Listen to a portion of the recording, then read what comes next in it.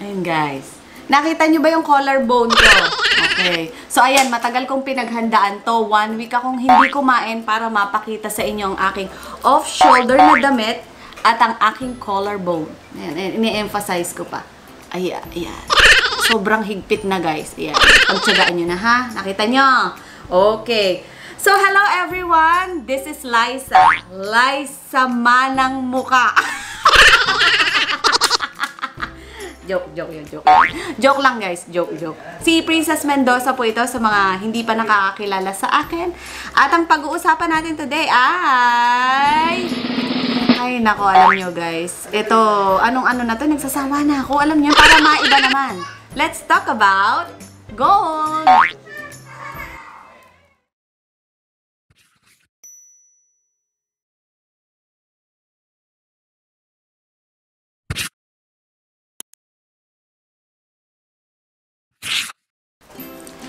Meron kasing tatlong klase ng gold, guys. Yun yung yellow gold, rose gold, and white gold.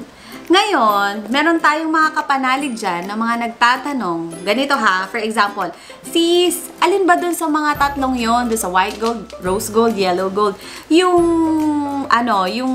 mataas ang presyo? Tapos, ang next question nila is, ano bang magandang investment dun pag binili ko? Oh, next na question doon na after nun, guys. Pag ba isinangla ko yun, mataas ba yung balik sa akin? Yung return, di ba? So, sobrang advanced tayo mag-isip. Hindi pa man din kayo bumibili. Ang nasa isip nyo na, nasa sanglaan. O, di ba? Kaya ngayon, ayan, sige, sabi ko, sige, i-ano natin ngayon yan. Pag-usapan natin pagdating sa pricing, tapos yung appraisal value nung mabibili nyo kung okay ba. Pero before tayo mag-start sa discussion natin, pakikita ko muna sa inyo yung collection ko ng white gold, yellow gold, and rose gold. Yan. Yung 2 pieces kong collection. Kala nyo marami. Yan na naman tayo, di ba? Okay, mag-start muna tayo sa white gold. Yan. Okay. Ayan. Ang aking white gold. Yan. Siguro nasa ano to? Mga 10 to 15 grams. Hindi ko matandaan kung ilan yung grams. 18K yon guys. Tapos, eto din. Eto gift sa akin. Yan. Cross siya. And Italy to. Italy white gold na 18K. Cross.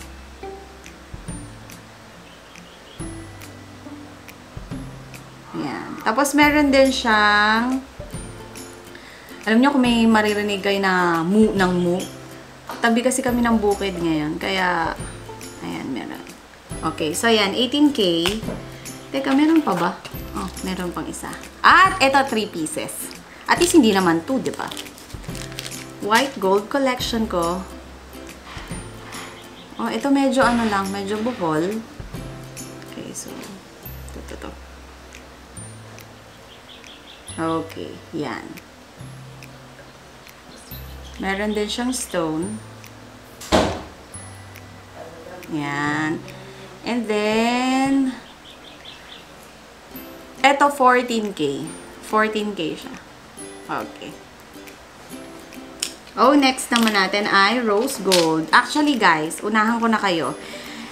Hindi ko masyadong favorite ang rose gold. Kasi sa akin, parang ang naging mindset ko, pag gold, automatic either white or yellow. Pero mas marami talaga akong collection ng yellow gold compared sa rose gold. I don't know why. It's just that siguro talagang hindi ko lang naiisip. So, ito yung rose gold. Ayan. Ayan na naman yung baka na to. Palilitsyon ko na to eh. Ayan. So, ayan. Sobrang liit lang. Bigay lang din sa akin to. Gift lang.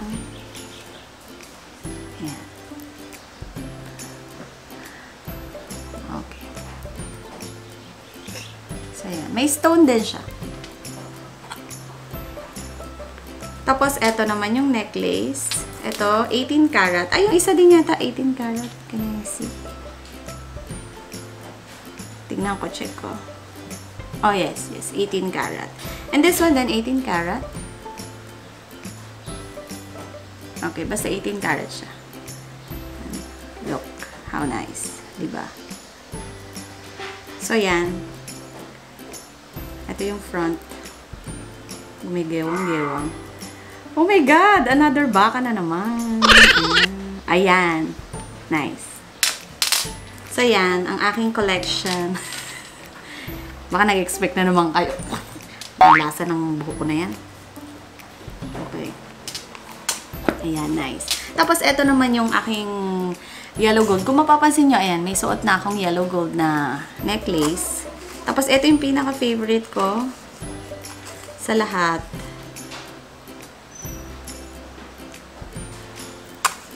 Ito. Yung letter O. Kasi ano to eh. Ito na naman yung epal na langaw. Ito yung pinaka-favorite ko sa lahat. Yan. Letter O. Etong pendant. Binili ko to sa isang seller online. And then ito, gift ulit sa akin. Then this one, pakita ko ulit. Ito, binili ko to sa isang seller sa Instagram. I think, kung napanood nyo na siya, makikita nyo. Yan. Ilalagay ko na lang sa, sa description box. Sa Instagram seller. And then this one also. Yan. Ito naman, hindi siya sa Instagram. Nung before pa ako mag-start, mag-vlog. Yan. Ito, Saudi gold naman. Magaan lang to. Siguro nasa mga 1 to 2 grams. Ayun, sobrang gaan. Oh, wala. Parang hangin. Saudi gold.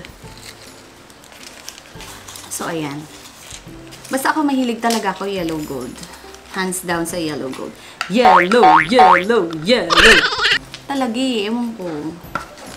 Dati, mahilig ako white gold. Pero ngayon, parang nagbabago yung taste ng tao. Yellow gold naman tayo. Ito mga langaw na ito, epal. So, yun na yung aking mini collection na ipinakita sa inyo. Actually, glimpse lang siya. Magkakaroon din ako ng vlog na lahat na ng mga alahas ko.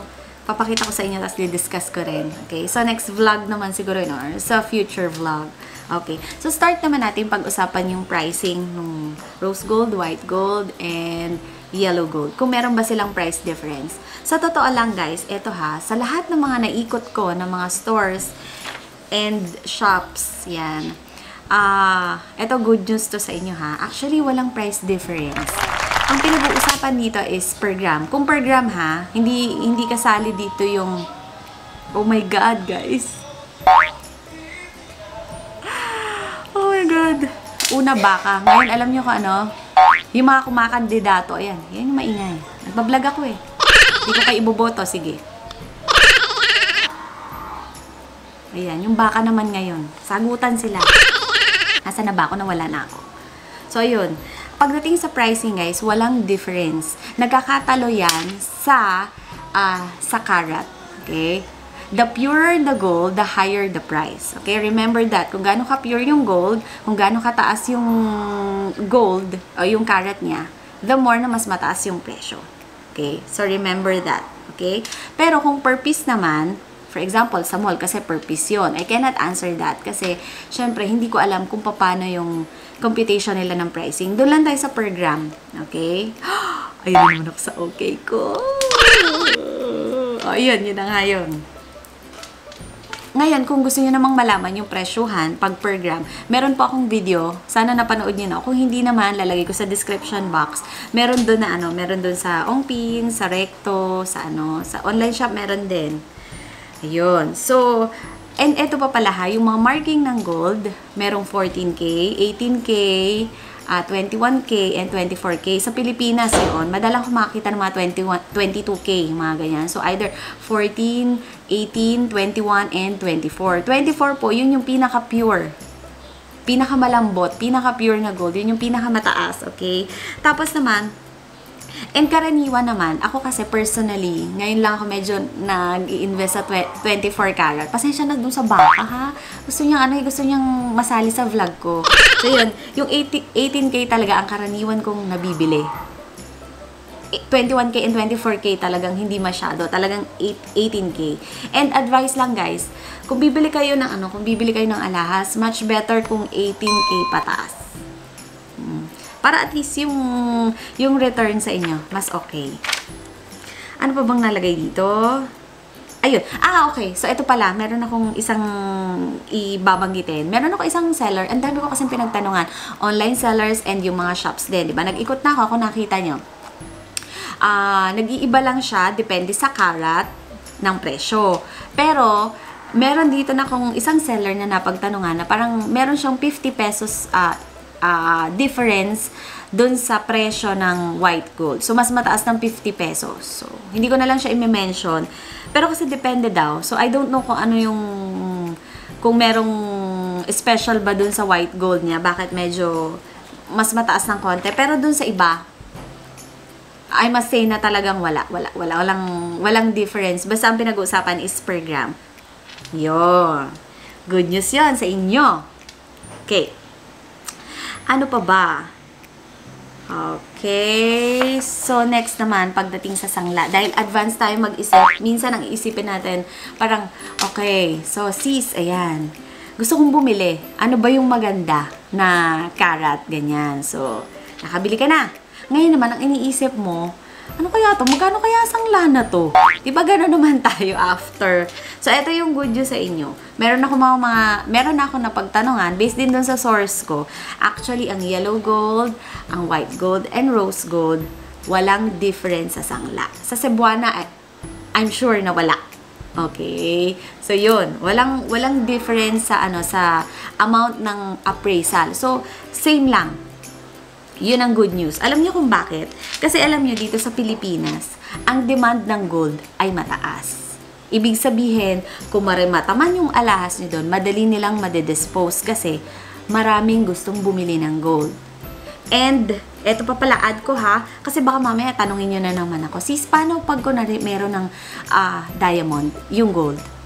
Mas may, ano pa ba yun? May additional pa ba yun sa pricing? Case-to-case basis, guys. Ayoko sabihin oo, ayoko rin sabihin hindi. Pero, ano sasabihin ko dito? Yung parang mai-share ko sa inyo is yung konting knowledge ko. Konting knowledge yan. Pagdating sa diamond. Pagdating dito sa Pilipinas, ng alahas na merong diamond, may time, or hindi ko sinasabing lahat, pero may mga ibang pawn shops na hindi bilang or hindi counted kung diamond yung stone. May ganun. Ito pinag-uusapan natin ay sa mga gold lang. Hindi kasama yung diamond, ganyan. Pero yung iba, yung katulad ng nabanggit ko kanina, merong time na parang iba yung presyo ng stone. Meron naman dun sa parang deadma. So, ganon. Kaya, kumbaga, pag sa Pilipinas ka, talaga, ang karaniwan counted lang talaga is gold. So, nakakalungkot yon yung sa isang banda. Pero sa isang banda naman, kung ikaw naman ay gold lover, yan. Good news na good news. Kasi, dito sa Pilipinas, sobrang inang gold. Hindi ko masasabi na hindi ka malulugi. Kasi, syempre, pag dinala mo sa pawn shop yan, kung ang bili mo is 5,000, mababawasan yan. Pero pa yung interest. Kasi, syempre, di ba? Hindi naman papayag yan na hindi sila kumita sa inyo. Kaya ang ma-advise ko, ang gawin nyo, for example, okay, going back guys, pasensya na. Yun. So, kung binili nyo yung alahas nyo ng 2019, dito sa Pilipinas ha, try nyo siyang ipa-appraise. For example ngayon, worth 5,000. Try nyo siyang ipa-appraise ng after 3 to 5 years. Tignan nyo, either, please, nalangaw. Ayan, siya lagi yung guest ko kasi gusto niyang umepal. Yan. So, try niyo siyang pa-appraise after 3 to 5 years. Either, ano tawag dito? Yung parang same price na nung pagkakabili mo or much higher na yung appraisal. I'm sure. Kasi ang gold po pataas. Pataas ng pataas. Lalo na dito sa Pilipinas. Yun lang. Katulad nung sinabi ko dun sa last video ko, ang platinum talaga, hindi siya tumaas. Bumagsak kasi yung demand niya sa Pilipinas bumababa. Ang gold hindi, baliktad. Pataas. Spaghetti pataas, ganun siya. Kaya kumbaga talagang kung ano ka, kung gold lover ka, bili na kayo ngayon kasi pataas ang tawag dito. ang market ng gold. Ayun. Tapos kung tatanungin niyo ako guys, syempre kung anong favorite color ko or anong preferred color ko ng gold. Alam niyo kung ano? Obviously, yellow. Compare sa rose gold and white gold. Talagang yellow gold. And masakit mang marinig. Pero talagang dito sa Pilipinas, number 1 ang yellow gold. Kung investment ang pag-uusapan. Ayun guys. Thank you so much. Sana meron kayong natutunan dito sa collarbone ko. So, dapat, ang technique dito guys, medyo iipitin nyo ng konti. Katulad yan. Para meron talaga. Tapos, huwag kayong kakain ng 1 week. Tapos, biglang na dead ball. Ayan. Medyo mahirap lang guys. Ha? Ayan. Sana nag-enjoy kayo at marami kayong natutunan. Marami pa akong topic sa susunod. So, ito muna. Sinagot ko muna yung questions ng karamihan nating mga kapanalig dyan. At sana meron kayong natutunan today. At kung meron man, comment down below. Mag-like na rin kayo ha. Okay? Tapos, pakibilang na lang yung okay ko ngayon. At masyado akong nadala ng daldal. Okay. Mababash na naman ako sa okay na. So, gumanon lang talaga ako. Thank you so much guys for watching and don't forget to, sinabi ko ba like and subscribe? Sinabi ko na guys. Ayun. Thank you so much for watching. Ayan. Bye!